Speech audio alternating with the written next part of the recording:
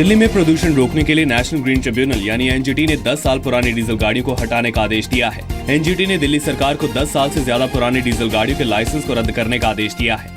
NGT का यह फैसला फौरन लागू होगा। एनजीटी ने दिल्ली आरटीओ को आदेश दिया है कि वो ऐसी गाड़ियों की जानकारी ट्रैफिक पुलिस को दे और पुलिस ऐसी गाड़ियों के खिलाफ कार्रवाई करे। 10 साल वाली जो पुरानी जो गाड़ियां हैं उसमें जो एनजीटी के आदेश थे उसके तहत आज दिल्ली सरकार को आदेश दिए गए हैं कि आप उस आदेश का कंप्लायंस कीजिए। एक बार ये ऑर्डर देख लेते हैं तब कमेंट दे पाएंगे। दिल्ली में 2,82,000 डीजल गाड़ियां 10 साल से ज्यादा पुरानी हैं। ऐसे में एनजीटी के आदेश के बाद इन गाड़ियों को सड़कों से हटाना होगा।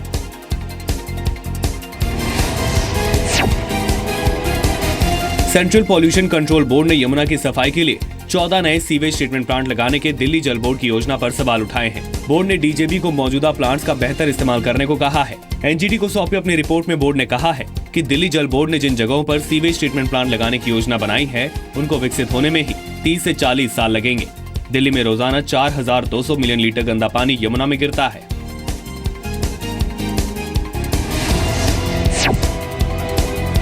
दिल्ली में केजरीवाल के एक और विधायक पर घरेलू हिंसा का आरोप लगा है। कोंडली से विधायक मनोज कुमार की पत्नी ने एक हफ्ते पहले दिल्ली महिला आयोग में उनके खिलाफ घरेलू हिंसा और मारपीट की शिकायत दर्ज कराई थी। सोमवार को मनोज कुमार ने आयोग में पेश होकर अपना पक्ष रखा। इस दौरान उनकी पत्नी भी मौजूद थी। दिल्ली के एक एमएलए के ऊपर डोमेस्टिक वायलेंस और घरेलू झगड़े के चार्जेस हैं और इसके चलते दिल्ली महिला आयोग ने आज उन्हें समन करा था। दूसरी पक्ष भी आज आई थी और दोनों के स्टेटमेंट्स रिकॉर्ड हुए हैं और कार्यवाही अभी जारी है, आगे चल रही है। हरियाणा के हथनीकुंड बैराज से यमुना में छोड़ा गया पानी आज दिल्ली पहुंच सकता है, जिसके बाद यमुना का जलस्तर खतरे के निशान को पार कर सकता है। सोमवार की रात 10 बजे यमुना का जलस्तर 203.6 रिकॉर्ड किया गया। यमुना के किनारे निचले इलाकों को खाली करा लिया गया है। किसी भी आपात स्थिति से निपटने के लिए 18 मोटर बोट्स तैनात की गई हैं। मौसम विभाग ने मंगलवार को दिल्ली समेत पूरे उत्तर भारत में भारी से बहुत भारी बारिश होने की आशंका जताई है। इस बीच सोमवार को भी दिल्ली में तेज बारिश हुई। कई इलाकों में सड़कों पर पानी भर गया। कई इलाकों में लंबा ट्रैफिक जाम लग गया। बारिश की वजह से कृष्ण मेमन मार्ग पर सड़क धंस गई, जिसमें नेवी की एक बस फंस गई।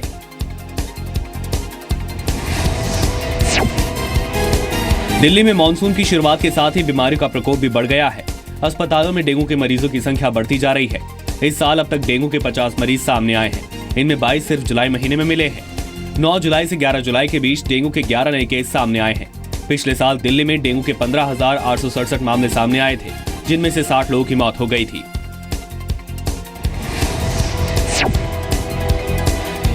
मुंबई में टमाटर चोरी का एक हैरान करने वाला मामला सामने आया है।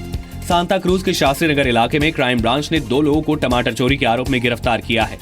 टमाटर कारोबारी नसीम कुरैशी ने पुलिस में 95 कैरेट टमाटर चोरी होने की शिकायत दर्ज कराई थी, जिसके बाद पुलिस ने चोरी के मुख्य आरोपी रंजन जायसवाल को गिरफ्तार कर उसके पास 59 कैरेट टमाटर जब्त कर लिए। तो सब्जी व्यापारी ने टेम्पो में टमाटर भर के रखा था, तो सुबह अर्ली मॉर्निंग किसी ने चोरी करके जो क्रेट्स रखे थे 95 टमाटो के क्रेट्स वो चोरी कर। मुंबई में रोजाना करीब 2 लाख लोगों को खाने के डिब्बे के साथ स्वच्छता का संदेश मिल रहा है। डिब्बे वालों ने अब खाने के डिब्बे के साथ स्वच्छ भारत मिशन का संदेश देना शुरू कर दिया है। ये संदेश डिब्बे के साथ स्टिकर के रूप में चिपका कर दिए जा रहे हैं।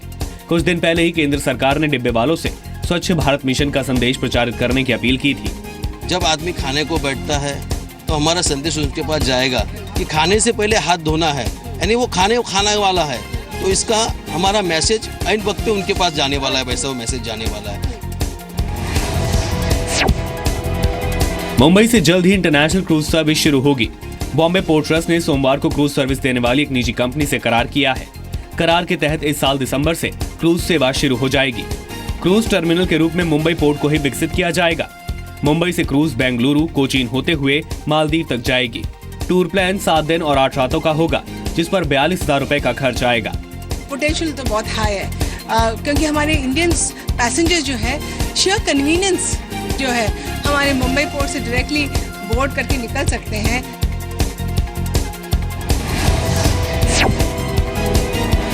मुंबई के भायंदर स्टेशन पर लोकल ट्रेन के आगे कूदकर खुदकुशी करने वाले लड़के की 3 दिन बाद भी शिनाख्त नहीं हो पाई है। रेलवे पुलिस को लड़के के पास से एक मोबाइल और कुछ पैसे मिले थे।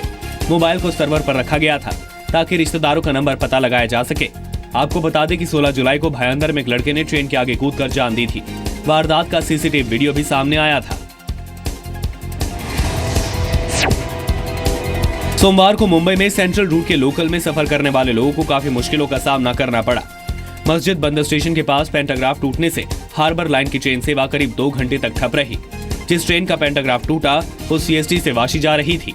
दोपहर 1:40 पर पेंटाग्राफ टूटा, जिसे ठीक करने में करीब 2 घंटे लग गए।